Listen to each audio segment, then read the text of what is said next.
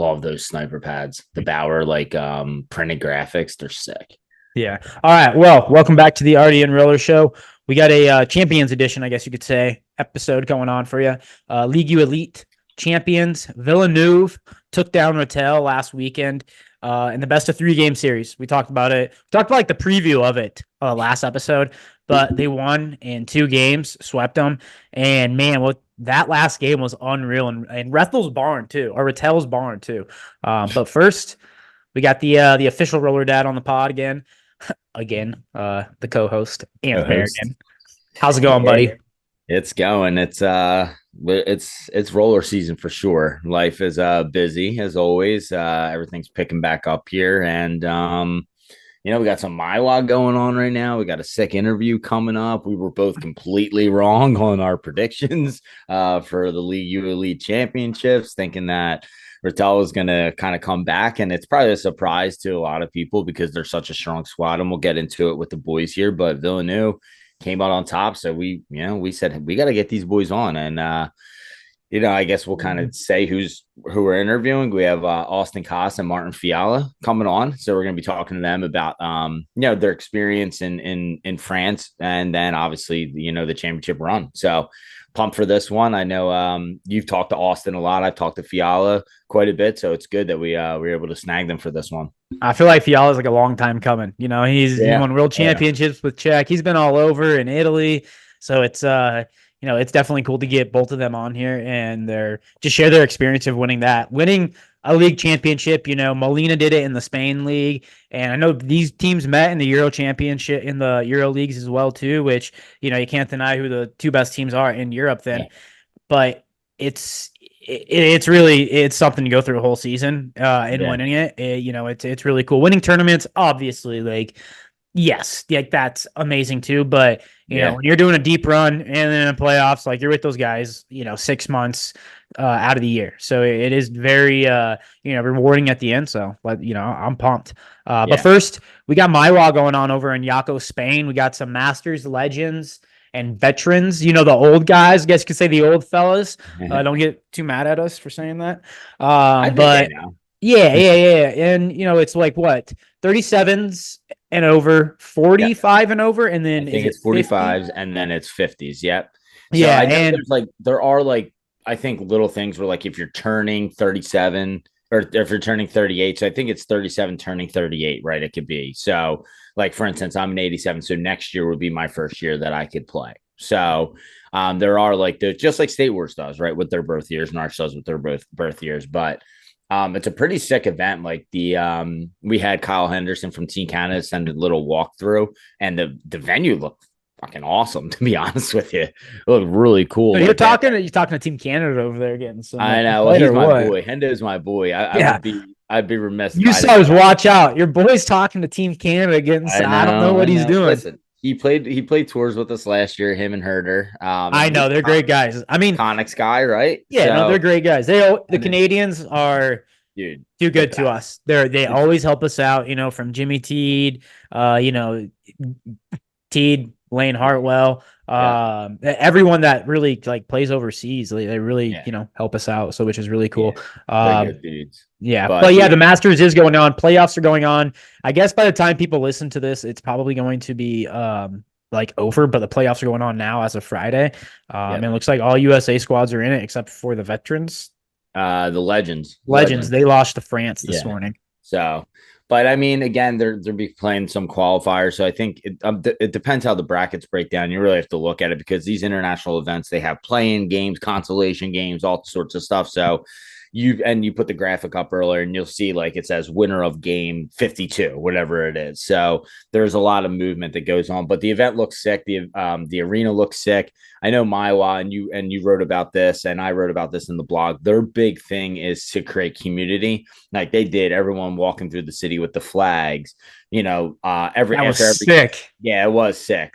After every game, you're taking pictures with the other teams, right? They're showing that camaraderie that you and I both spoke about in our blog posts, and it's really cool because as you get older, we talked to Darren about this. I think like those days of being able to do this get smaller and smaller, and your chances become fewer and fewer. So the fact that you can kind of savor those moments and like really cherish those moments with your friends, your family. Like I saw the one picture, I think it was of the veterans team, maybe it might have been the legends team, but it seemed like every guy there had their wife there. Some had their daughters there too. So like it was cool to see them all at dinner. Like it was sick. It was like in the middle of a street, like where they had this big ass table, and like, you get to do that with your family. So it's pretty special that they kind of create that atmosphere. No, absolutely. It does look, I mean, when you're that age, it is kind of like a vacation with the wife too during the summer. Yeah. And it looks like a great, obviously, hopefully, you're playing at that age still, and then we're still playing at that time, at that age where you are able to, even if it's not Spain, just go to tournaments like that. It is really cool. But it is really cool to see like, the world's best at that age playing, and it is still great hockey. I have, a great time watching. Peter Wirt does the kind of the commentating. I think he's from Great Britain.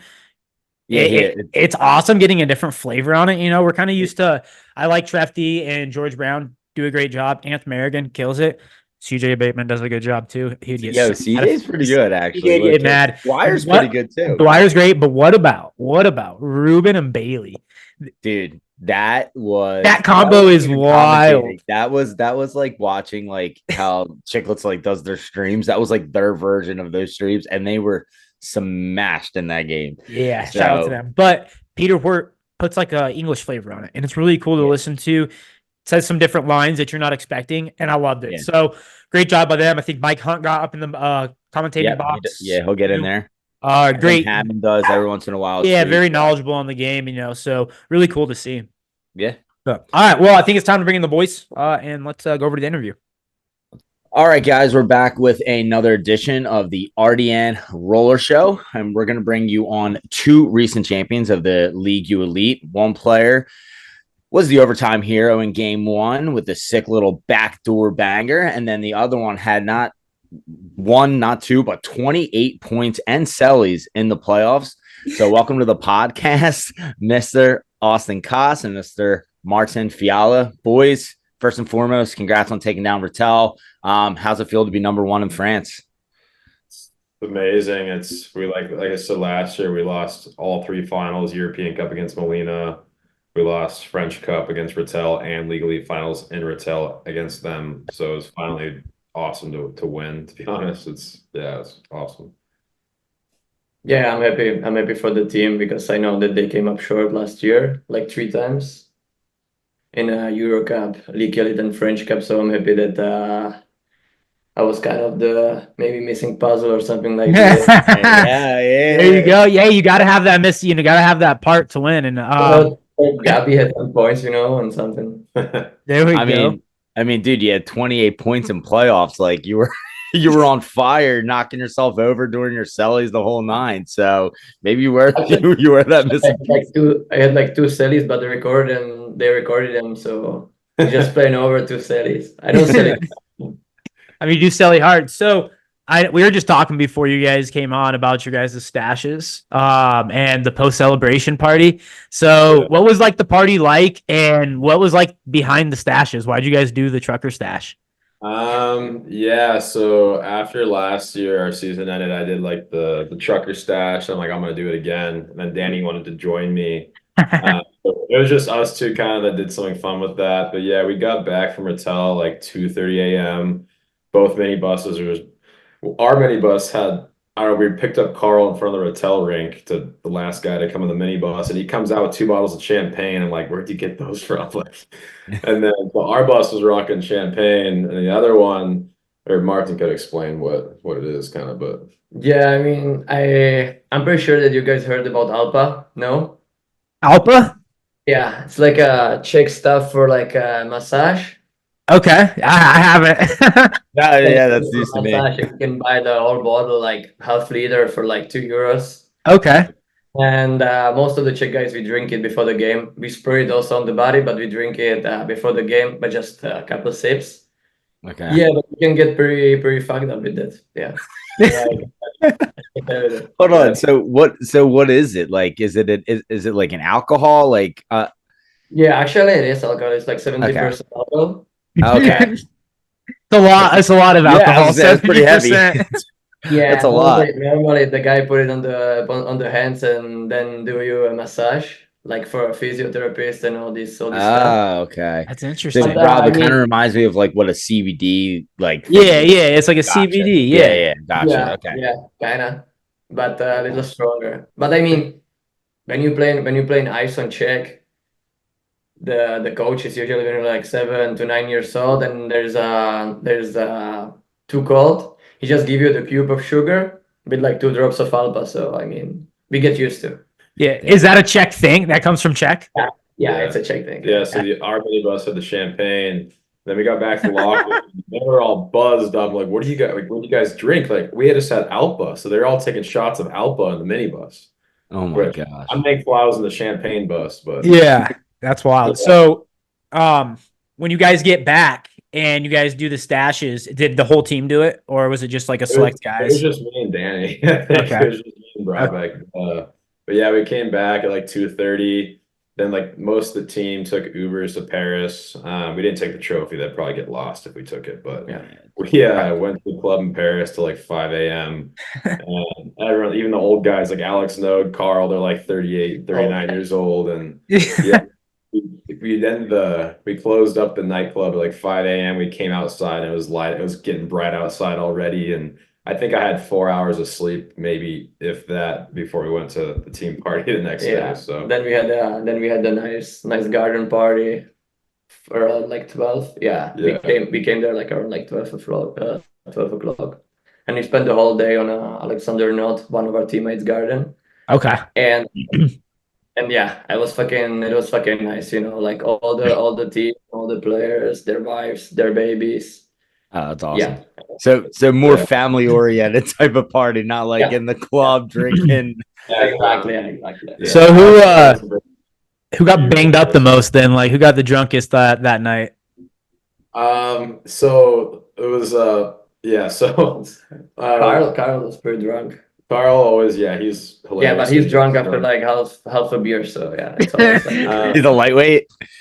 Yeah. So we had Alex Node lives like an hour outside of Paris. So we left the nightclub and then Alex goes and Louis Allo. We're like, what are you doing? Where are you going? They're like, we're just gonna take an Uber with Alex at his house because we'll just wake up and we'll be there. And then they sent it was like 6 a.m., 7 a.m. and they sent us like Alex goes and Louis are just messed up, but they sent us in the team group chat like pictures and Alex Node's like garage gym lifting weights at like 6 a.m.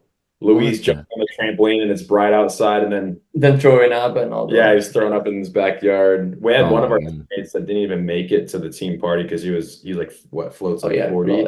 He never made it to that day because he was just yakking all Sunday. So man, damn, that's that's well deserved though. You know what? That's well deserved. Sweeping the championship, and going through, playing for zone too. I know they're probably the third best team, and it's not a hard team to beat either. And you guys definitely handled them that first game, which was like out of hand. Like I was just insane. And then just going to the championship, I think that confidence really helps you guys. So it was really awesome to watch you guys, just through the playoffs and everything through that. Yeah, thank you. Yeah, that first game, like, and Mati Matusek, his Czech buddy, the goalie for Vierzon, he's a great goalie. I don't know. I didn't expect 13-6, but, like, they're all a great team, too, like Frankie and Joey. But, like, we put up 6 on Mati, I think, in the first, 15 minutes or something. Yeah, he pulled himself. He just pulled himself, and I was like, wow, like, I didn't expect it to be like this. And then, thankfully, we kept scoring. And, it was a surprise, honestly, because they're a really good team. So, Yeah. The boys weren't going to be stopped, I guess. Yeah. I mean, to be honest, I was more afraid about Vierzon than Reto. Yeah. Wow, really? Yeah. I mean, Vierzon's got they have like a high powered offense, right? Like you mentioned, you got Frankie, Joey, you got John Sko, Pedersen. Like they have a pretty, skilled team, right? So it's funny because you look at, kind of your run, you guys are playing 2 of the best teams, right? And you guys handled them both pretty well. Was there anything in because we're talking about it, the Vierzon series, what was it? You guys just came out with those 6 goals in the first period. Were you guys just like we're not losing this game, because you guys have battles against them. Like, what was it that like just brought you to that next level? Because that was we talked about it on the podcast. Like, that was unbelievable. Me and Rob were both like shocked when we saw that score. We texted each other like, what the hell just happened?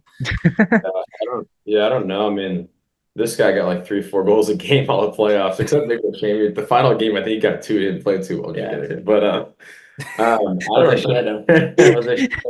Yeah, no, I don't know. For me, honestly, I think it was like the first game against Con. I feel like everyone just first game of playoffs, we won 7-2, I think it was, and I could just tell everyone was just more bought in. Yeah. Like the slow it down, bring it back. Like I don't know, we all just kind of played different, but we all just played for each other. Even like our guys on the bench that didn't play as much, like they were our biggest cheerleaders too, and you don't ever get that on teams. Sometimes they're quiet, and like I think Patel only has the only cheerleaders, right? Yeah, exactly. Yeah. Pom. Yeah, I don't know what it was. I know after we won game 1 against Con, I'm like, wow, like that was our best game, I think, of the season, and we play like this, like I think that you could see it on the trainings too. I mean, 2 weeks before the playoffs started, you could see on the training that everybody are like 100% focused for the trainings. And actually, Gigi, our coach, he did a good stuff with like watching the videos and watching the games from the opponents. So we were well prepared, that's for sure. And we just everybody listened and did the right stuff on the trainings, and then I think we just came up confident to the games. Yeah, and especially it really helped winning that first game in Beer Zone too. And it kind of was, I was telling Martin and Danny too, I'm like, we're going home, and I'm like, because Frankie and Joey are obviously one of the best players on Beer Zone, and I'm like, we have a big advantage because they've never played at our rink. They came the second week of the season, and we played against Beer Zone the first week. So our rink is one of the more smaller ones, I think, in the league. Smallest. Yeah, smallest. And like even when I came last year, it was kind of weird for me to adjust playing in that rink because America's so big. So I'm like, that's an advantage for us because they've never been there. But yeah, like our team, Danny played incredible the whole time. Like, I mean, he's lights out. He's incredible goalie. So yeah, it was just a whole team effort, and everyone was bought in. So it was Yeah, I don't know. I think that the first game we just destroyed them inside, you know. I mean, if you win on OT like 5-4, or if you win like 6-4, it doesn't change anything. Like you got 1-0, but it's still a competition. But 13-6, it was I think it hurt them, you know. I mean, the guys like Joey, Delfino, or Peterson, or Frankie, they just knew that something is not going on in a good way for them, you know. And they just came for the second game like out of energy. Even like on the warm up, I saw them like shooting on Matty, like, yeah, whatever. It's a second game. Let's go. Kind of broke their confidence a little bit, it sounds like, you know, and that can be huge. Like, you know, even in tournaments, you know, you have one bad game, it can carry over the next game. And like, as much as you say, like, hey guys, we need to put it in the past, it still lingers like in everyone's brain, right? Yeah. So it's interesting you guys say that. It sounds like you guys just had kind of the vibes going, and just like you guys bought in as a team and kind of came together and were just like, we're not losing this fucking thing. We're winning this all. This is not the time. Like, we've lost, you talked about it, lost, you know, a couple championships in the past. Like, it's not happening this year. Yeah, I mean, everything happens for a reason too. I mean, especially losing last year, all 3 finals, like we all knew what we needed to do, and we knew we didn't want it to happen again. And I think personally, once we beat Beer Zone on the semis, I knew we were going to win. Just like the mentality was there. Last year, I feel like the mentality might have been just like in the finals against Rattel. Like, we know they're a good team, but like I was saying the FMT interview before the game, like it's just a different confidence I think all of us had. We know, and we beat. I don't think we lost Rattel this year at all in 4 games. No, we are 4-0. Yeah, 4-0 with Rattel. Which Rattel is obviously always good. Not a big deal. Yeah, season sweep. But yeah, I think the mentality was definitely different. Martin came obviously this year and was a massive help to all of us. But I think it was most of our teams stayed the same, so we all had that in our heads from last year. So, you know, talking about you know, Fiala joining the team here this season, what made you made the switch from coming from the Italian league now to back to Villanova, and like we were talking, and you were saying like, the missing piece. Like, sometimes teams just miss that. NHL teams, sometimes you just miss that goal scorer or that defenseman or just that team guy. And, you've played around all those guys, but what made you come back to that team?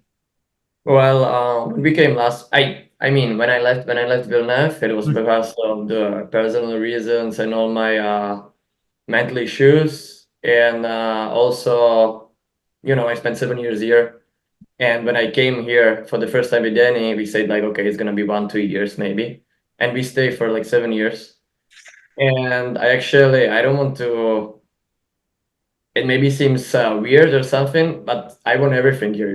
So I wanted to change, and I was talking with Gigi, our coach, and I was like, "Hey, I'm gonna come back for sure. I need some fresh air, try maybe different league, different country, and then I'm gonna come back." And then we came to play against them on the European Cup last year on Gran Canaria. And since first day, I was talking with Gigi, and he was like, "Yeah, come back, come back, come back." And the last day we got pretty fucked up, and he just took you were there, no? On the bar. Yeah. It always happens at the bar. Yeah. He just took a piece of paper from the waiter, napkin, and he was like, "Okay, give me the condition, and I'm gonna make it happen." And in that moment, I kind of knew that I'm gonna come back because I saw them like buzzing, having fun, be a real team. I don't want to say that we weren't a good team. We were amazing in Milano, but they were just like a family. And I knew a lot of players. And then Gabi started calling me, Carl Gabi. Glenn called me that he's gonna come back, and I met Austin there. And for sure, the biggest part is Danny. We always want to play together with Danny. Countrymen, yeah.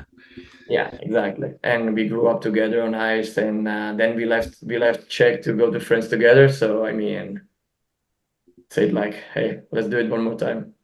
Yeah. I mean, I think you said something like really, important there too, just like a breath of fresh air, especially in hockey and any sport. Like you're in a different country for 7 years. Like, and like you said, like you have won everything. So like you want to test yourself. You're an athlete, you're a world-class athlete, you've won world championships. So why not, go see, the Italian league, win something there. So I definitely think it's, definitely great advice too to other players that, might be afraid, to do that or might be afraid to jump out of their comfort zone. And I think you've been a well example of that, especially in the roller hockey, world. Yeah, I mean, maybe even if it doesn't work out, I mean, I don't want to say that for me it didn't work out. It was nice 2 years. We won 5 cups from 6 the 2 years. So it was pretty amazing. I met Hoji. I played with Corey. It's an amazing person, one of the best person I ever met. Yeah, he's a great dude. And I knew that I'm gonna come back, but I think that people need changes, and if you feel like exhausted, if you feel that you actually won everything, and especially it was after COVID when we didn't finish like 3 seasons, and I was just kind of living in Paris and not playing hockey, and I saw that Italian league is still going. I was like, okay, let's do it. Why not?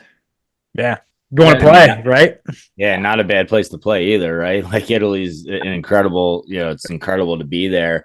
So kind of the same thing with Austin though. Like what made you want to come from the States and play overseas? And I know you talked about some adjustments as far as like the rink size and everything like that, but was there like a lifestyle adjustment that you had to get used to as well? Like coming here, like just the culture and stuff. Yeah, culture, living, food, the whole nine.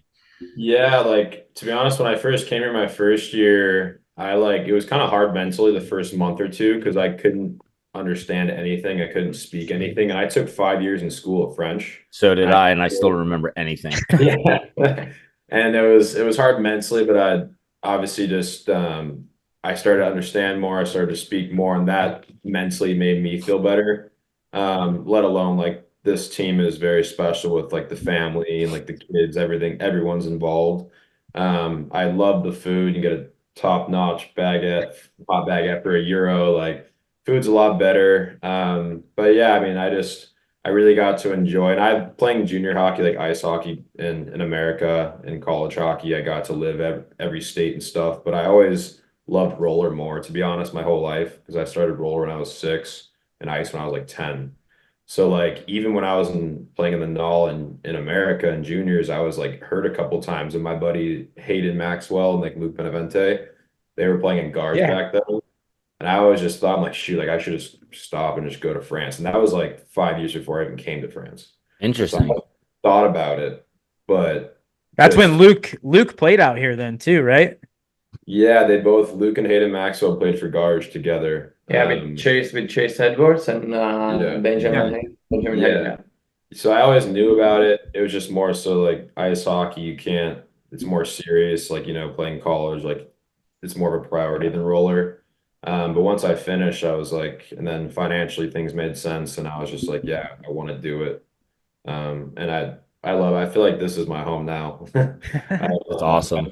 I love it out here, and I speak decent French. Yeah.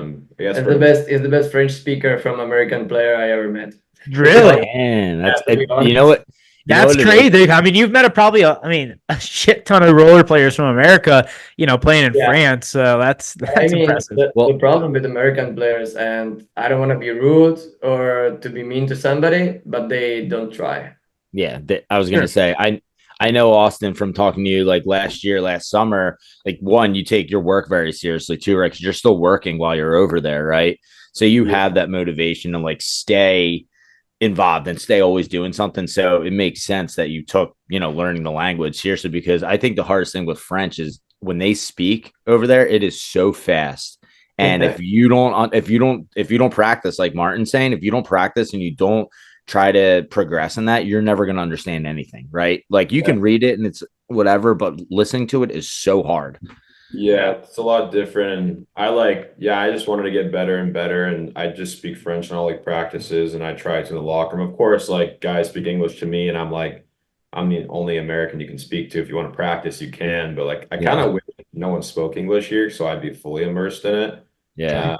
But I definitely get by, and I can talk in French all day. Yeah. So. But I mean, all the things like in the locker room, like with the coach or on the power play, or when we are talking about like tactical things, it kind of helped the French guys that he understands, because for example, Carl, he doesn't speak any English. He thinks he is, but he's not. So you're chirping the captain. Every time he's talking, when he's talking to Austin and me and Danny, we are just like next to. Just like look at each other with Danny, we're just like, what the fuck you're saying?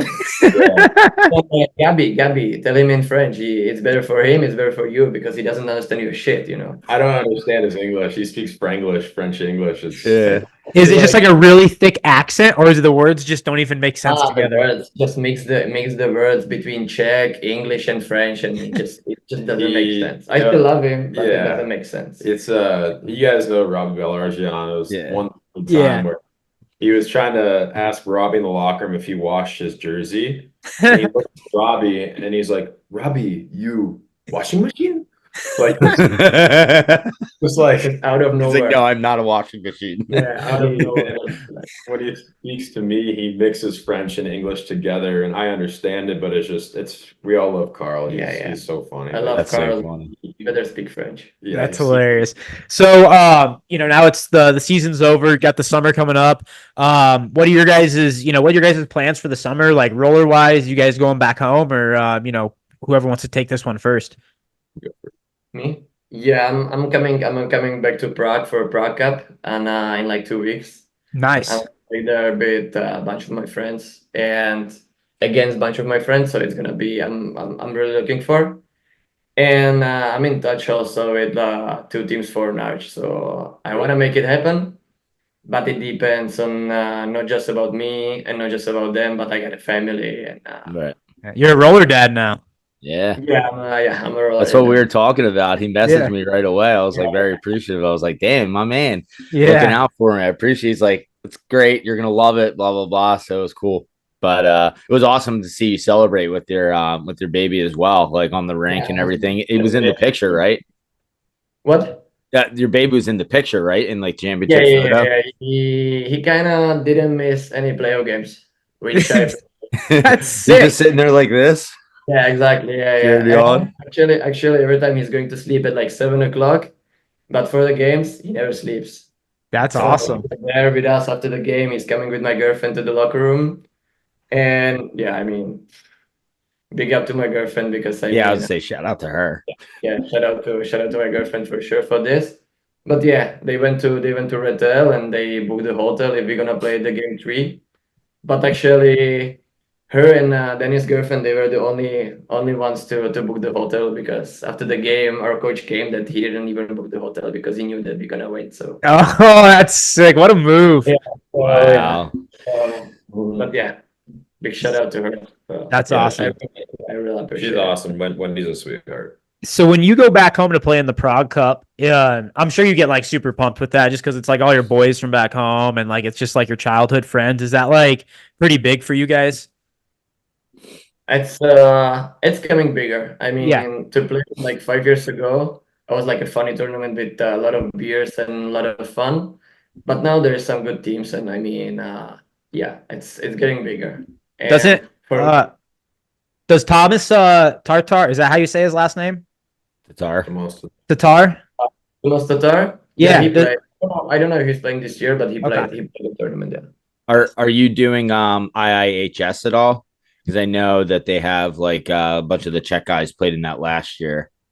Oh yeah, it's that random tournament. It's like Oh, Bohemian, yeah. I didn't play, and I don't know about next year. But I don't know about It's this in year. Czech. I mean, yeah, Gotcha. Yeah, it's in Czech. Yeah, It's 2 hours driving from Prague. Yeah. gotcha. And He's a also, busy man now. You Yeah, I know, was he gonna got say- he has priorities. he's got the family. You just said Yeah. it. And Austin, what about you? Are we going to see you on the tile at all this summer, or? Yeah. I actually switched jobs so I could play more roller in the summer. Tours, it was too quick to the season. I'm like, my season's here, so I don't really care about playing all of them. State Wars, I was gonna make State Wars happen, but I'm playing Narch with the OC Blades in pro this summer, and I was gonna go to State Wars, but I have two of my French teammates staying at my house in Huntington Beach for a full week. So I'm like, I'd rather just have fun with them, play Narch, and then work during State Wars. So I'll just be doing Narch because that's like 20 minutes from my house where I grew up. So Nice. There you go. Yeah, and he made- and you're getting back with a couple of your boys, right, on the OC Blades. So that's cool. yeah, honestly, because COVID, I was just playing ice in COVID, and I didn't really start playing roller again until honestly I came to France. But yeah, I grew up playing with like the rink rat guys. Dan Maxwell was always my coach with juniors and stuff. I always played with Hayden, Luke Benavente, and then Skylar Hoare. It's funny thing is my first ever roller hockey club was with the OC Blades when I was young. And Here I we go. stopped. Yeah, so at the Huntington Beach rink, it was like 2 minutes from my house. So I know all like those guys, the SoCal guys.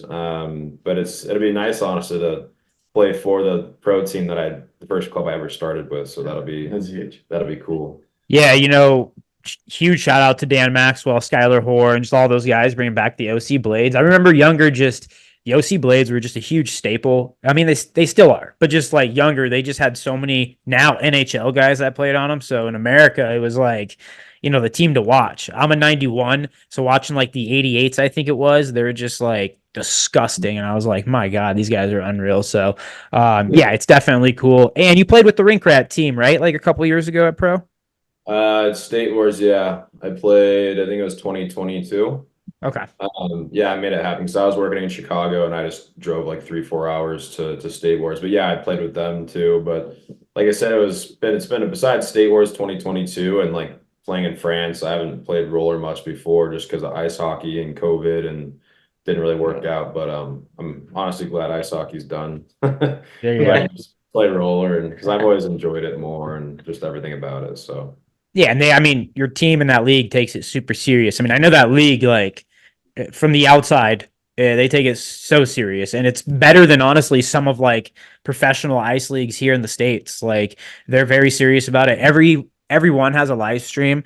Like, you can't even find ECHL game live streams in United States. You have to go like to onhockey.tv, but even then it sucks. So you can go straight to YouTube. So it is kind of sick. Like, your guys' league takes it very serious, and you're just talking to your coach. Like, you guys get paid. You're professional athletes. So that's what's like even cooler about it. yeah, we're very thankful because I had a couple of Americans that played like in the second league for ice hockey in France, and I'm like just talking about life and stuff and money, and they kind of get paid similar to what we do, but we're playing roller. Yeah. So And theirs is way more demanding, right? Uh, Like the ice league's probably way more demanding.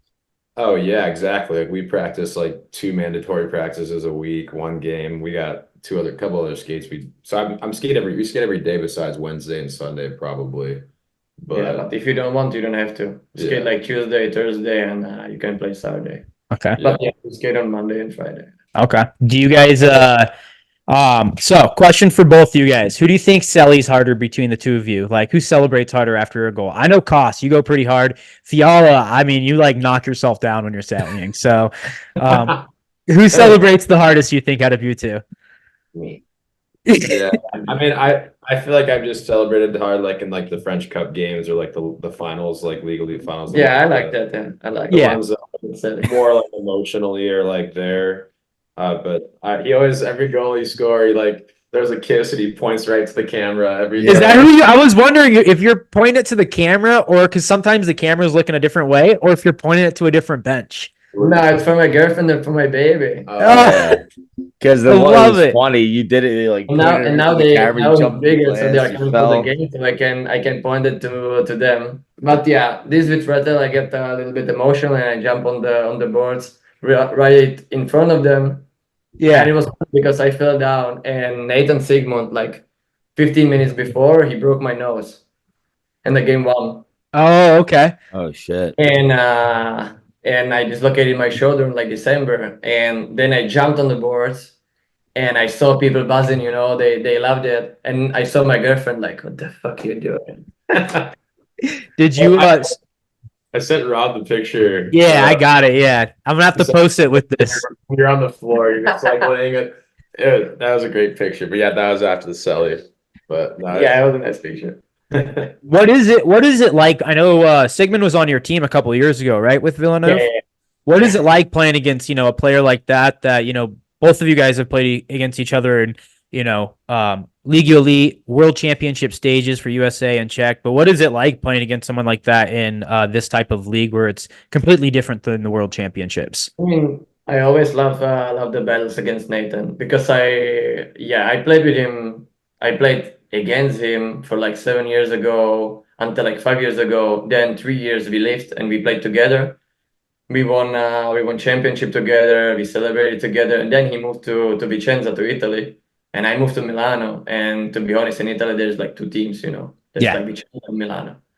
So past 2 years, it was a nice battle between me and Nathan. And I signed in Villeneuve. I was like, yeah, I'm gonna get rid of Nathan. These guys were tough. Here we go again.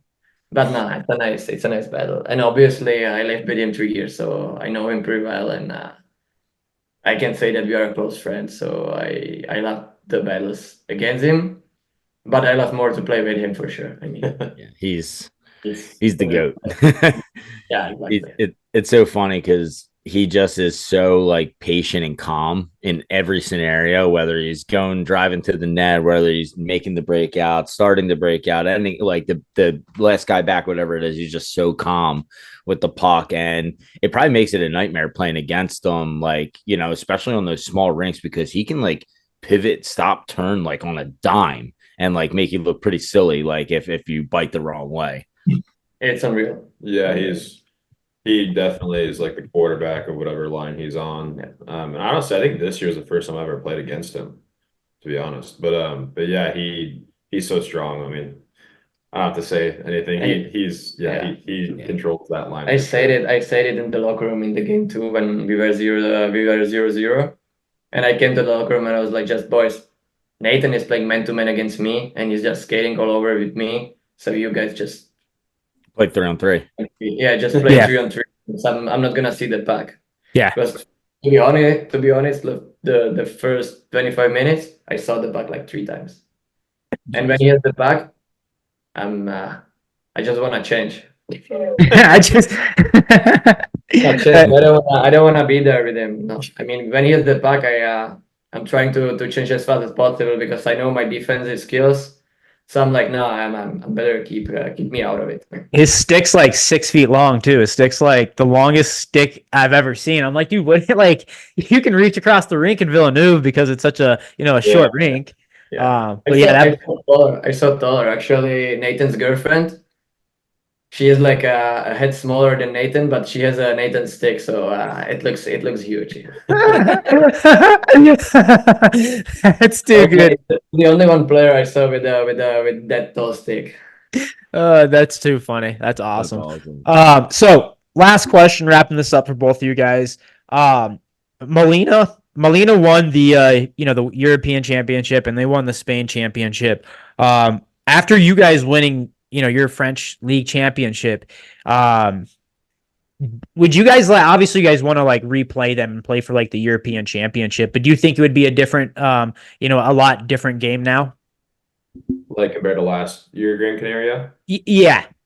I do. I mean, they're obviously a really good team. We were gonna go to Euro Cup, but we just kind of fell through last minute, our team.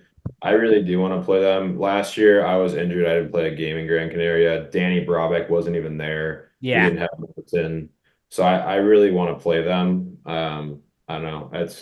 Maybe it was a good thing we got a break, not going to Euro Cup for 2 weeks just to have practice, and no one got hurt, obviously, if we did go there. But I really wish we could have played them this year with our team. Dude, RDN Euro Cup, Molina versus Villeneuve, dude. I said we set it up next week.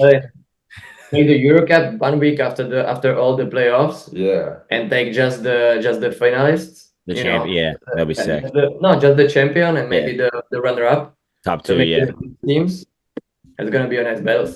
Kind of like the Memorial Cup of the WHL. Yeah, like, exactly. The Q, the WHL. I don't know why they do it before, but yeah, it would be kind of nice if it was Memorial Cup kind of style, or that'd be sick. Had it finished the same time, and then we all played for a real Euro Cup. Right. Yeah, that'd be cool. Kind of have a host city too, exactly like the Memorial Cup, right? Have all three leagues come together, top two teams in each division, and it'd be sick because you have the N1 divisions as well, so you could even extend that all the way down, right, to those teams too. So it's not just the top divisions, right? So it'd be that. Hey, listen, we got to start working on that, Rob. Sounds like we have some work behind us. The RDN Memorial Cup sounds sick.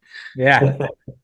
But yeah, I think your guys' roster now, compared to last year, totally different. Obviously, huge key names weren't even there, and Fiala wasn't on the team at the time. So I think that would be an unreal, 3-game series to watch. And like you're saying, it would be really cool to have it right after the league championships. It would make the most sense instead of kind of in the middle, but we don't organize it. Yeah. Maybe one day. If you guys did organize it, it'd be a lot better. Here that we didn't go because it was 2-3 weeks before it was puck drop was supposed to happen for Euro Cup, and our coach didn't know any teams that signed up or that were going. So it's we're not going to put a team fee, a hotel fee, all this stuff down if we don't know anything. So they should plan it in the summer. Hey, the location's here. It's going to be these dates. Who's coming? And they should make it a 6-month in advance thing instead of I guess that's how European people are. They do last minute, but our people will talk to your people, and we'll get this thing going next year because I could use a Euro trip. To be honest, because it was in Czech, the coach asked me and Danny about to book the hotels and check the hotels and check the rink and everything, and I didn't know which city it is because they say Bromo, but there's 3 Bromos in Czech, and I was there is no rink in this. Could you imagine you booked the wrong place and exactly. I was Iggy, I'm not gonna book some hotel and then we're gonna come there and it's gonna be in 4 hours drive to the second rink. Yeah. Maybe it would have been different too if it was in a cool spot like last year in Gran Canaria, but it was a small Czech town, so we wanted to play, but you got against Czech small town. I knew that was coming. You like it? No, I hate it. By the way, when they say Bromo, I was what? Me and Danny are just I don't even know where is it. It's probably compared to the South or something it's Louisiana or something here. Yeah. Oh, trust me, no, you can't compare it to USA. Yeah. Well, boys, this has been great. I mean, I've had a ton of fun on this interview. You guys are awesome. Obviously, congratulations on being the champions in the Ligue Elite. Appreciate you guys taking out time here. I'm sure you guys got some more celebrating to do the last little bit that you guys are in France. I'm sure the parties aren't over yet. So we appreciate you guys hopping on and and keeping us informed with a lot of things. You guys are two big pieces of giving us information of what's going on in the league over there. So we appreciate that side of it as well. And yeah, that's it, man. Best of luck for the rest of the summer and all the tournaments that you guys play in. Yeah, thank you Thanks for having us. Yeah, thank you I for appreciate it. doing everything for our sport too. I mean, Yeah. I'm sure everyone, US, Europe, they all appreciate that you kind of bring us together. For sure. You got a big name, guys, now. Yeah, you guys. It's. I remember when Robot first came out on Instagram, I'm like, oh, this is cool. And then now you guys have grown so much. But yeah, everyone appreciates what you do for our sport. So thank you. It's great. Yeah, we're I would say it's funny. Like I remember messaging Rob and like, who are you? And he wouldn't even fucking tell me who he was. Like on the RDN account. And I remember being at gotta keep it secret. Can't let anybody know. I was at Huntington Beach, like tracking him down, like trying to pin him on a location or something. And I finally connected with him, and now we're doing this, and 60 something episodes deep. So it's awesome that we get to interview people like you as well that really paint the picture. You guys did such a good job of painting the picture of what it's like to play in Europe. So we do appreciate that. Yeah, thank you so much. Not a lot of people, even like Americans, not a lot of Americans know about the league here too. So it's kind of cool, just like with you guys, FMT, like it really helps, like you said, paint a picture of what it's like, and hopefully it'll have more Europeans or Americans want to come play in France or Italy or Spain.